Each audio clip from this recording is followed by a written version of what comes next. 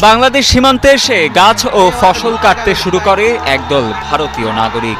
বিজিবিও এলাকাবাসীর তাড়া খেয়ে নিজেদের ভূখণ্ডে ফেরত গেলেও পরবর্তীতে আবারও সীমান্তে এসে বিজিবিও বাংলাদেশিদের লক্ষ্য করে ছুটতে থাকে ইট পাটকেল। এ ঘটনায় 2 বাংলাদেশির আহত হওয়ার খবরও পাওয়া গেছে।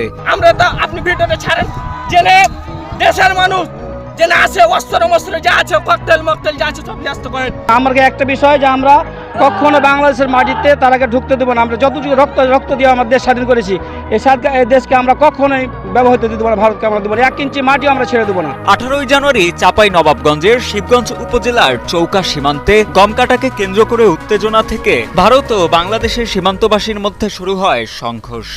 কিরণগঞ্জ সীমান্ত থেকে এই উত্তেজনা ছড়িয়ে পড়ে প্রায় 3 কিলোমিটার এলাকা অর্থাৎ চৌকা সীমান্ত পর্যন্ত।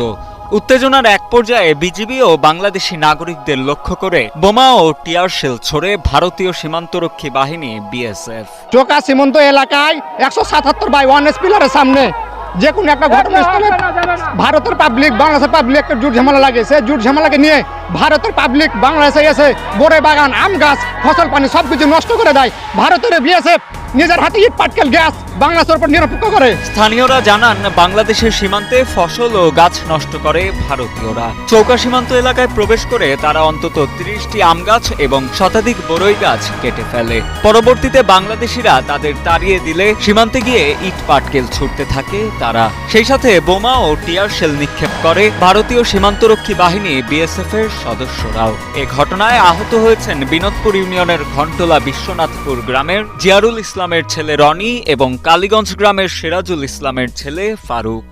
বাড়িতে থাকি, আমি যখন পেঁয়াজ কাটছিলাম আমার এক চাচা বললো যে ইন্ডিয়া আর চাইনা লেগে গেছে ইন্ডিয়ার ঘি।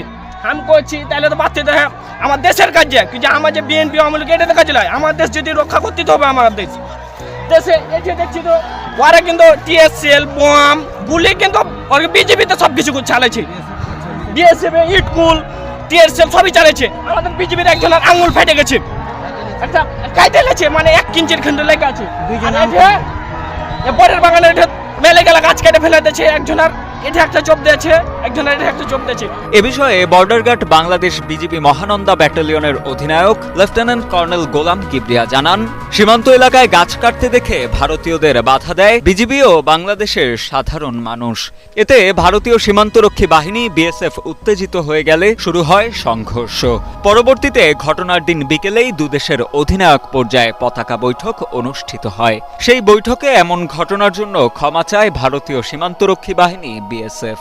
এছাড়া সেই সীমান্ত এলাকা এখন স্বাভাবিক আছে বলেও জানান বিজিবির এই কর্মকর্তা।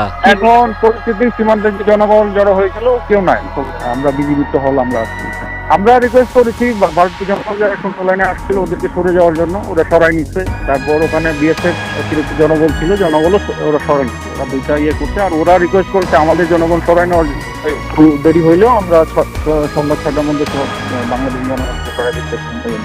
হ্যাঁ, যারা আম গাছটা ওরা এটা প্রকাশ করছে, ওরা এটা তদন্ত করছে যে কোন সব গ্রামবাসী আছে।